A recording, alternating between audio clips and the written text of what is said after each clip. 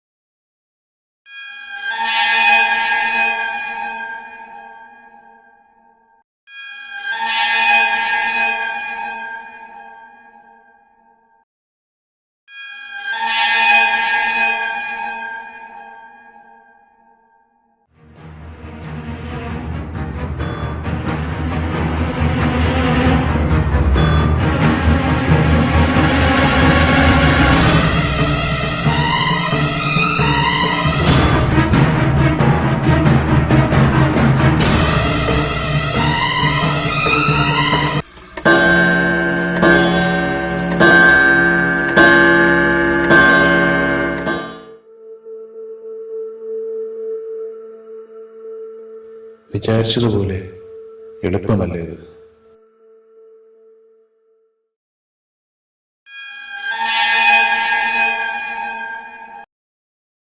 അഗ്നി എല്ലാ സുഖവും എല്ലാ ദുഃഖവും കത്തിച്ചാമ്പലാക്കുന്ന നന്ദി.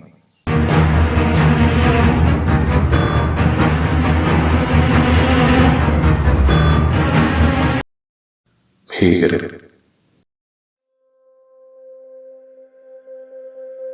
മരണത്തെ ആസ്വദിക്കാൻ കഴിയണം. എല്ലാവരും ചോദ്യങ്ങൾ ചോദിക്കുന്ന ആ ഗുരുവിനോട് തന്നെ ഞാൻ ചോദിച്ചു, ഹൗ ടു സൂയിസൈഡ്. പക്ഷേ ഇവിടെ ഒരു വാക്കിന്റെ മനസ്സിൽ വക്കി, നേച്ചർ, പ്രകൃതി, പ്രകൃതിയിൽ അലിഞ്ഞു ചേർന്നുള്ള ഒരു മരണം.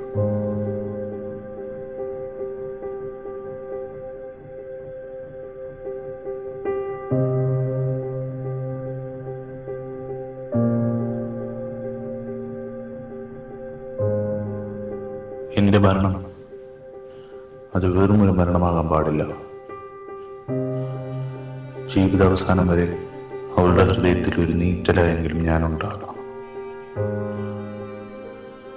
മരിക്കുന്നതിന് മുമ്പ് എനിക്ക് തന്നെ അവളെ അറിയിക്കണം. Your available balance is not sufficient to make an outgoing call.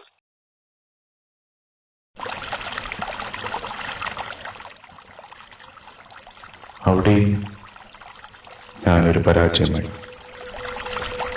ഒരുപാട് പേരുടെ ജീവനെടുത്ത സുന്ദരിയായ കല്ലാണ്. പക്ഷേ അന്ന് മുട്ടോളം പോലും ഉണ്ടായിരുന്നില്ല വെള്ളം. പിന്നെ എൻ്റെ മുമ്പിൽ പൊന്മുടിയായിരുന്നു.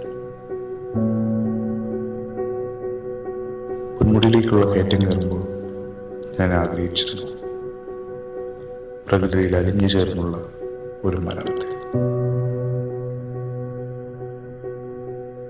പക്ഷേ കയറ്റം കയറിയെത്തിയപ്പോൾ ചില തിരിച്ചറിവുകൾ എനിക്കുണ്ടായി.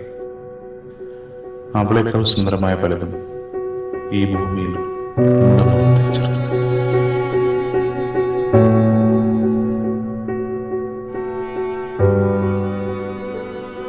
എന്തിനു മരിക്കണമെന്നുള്ള ചോദ്യം, അതുപോലെ ആർക്ക് വേണ്ടി ജീവിക്കണം എന്നുള്ള ചോദ്യം, അതിനുള്ള ഉത്തരവും പ്രകൃതി തന്നെ എനിക്ക് പറഞ്ഞു തന്നു.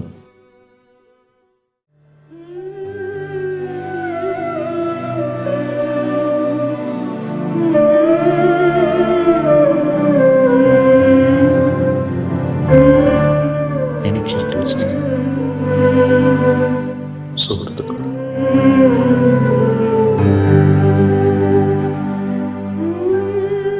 എൻ്റെ ജീവിതത്തിന് മറ്റു പല അവകാശങ്ങളുമുണ്ട്.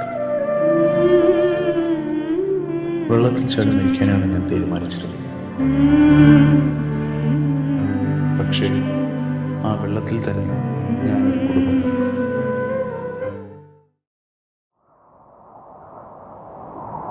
പ്രകൃതി അങ്ങനെയാണ്. എല്ലാ പ്രശ്നങ്ങൾക്കും എല്ലാ ചോദ്യങ്ങൾക്കുമുള്ള ഉത്തരം പ്രകൃതി തന്നെ പറഞ്ഞു തരും. പ്രകൃതി നിരന്തരം നമ്മളോട് സംസാരിച്ചുകൊണ്ടിരിക്കുകയാണ്. ദുഃഖത്തിൻ്റെയോ സന്തോഷത്തിൻ്റെയോ ആധിക്യം കൊണ്ട് നമ്മളത് കേൾക്കാറില്ല. നമ്മളത് കേൾക്കാൻ തയ്യാറായാൽ മാത്രം മതി.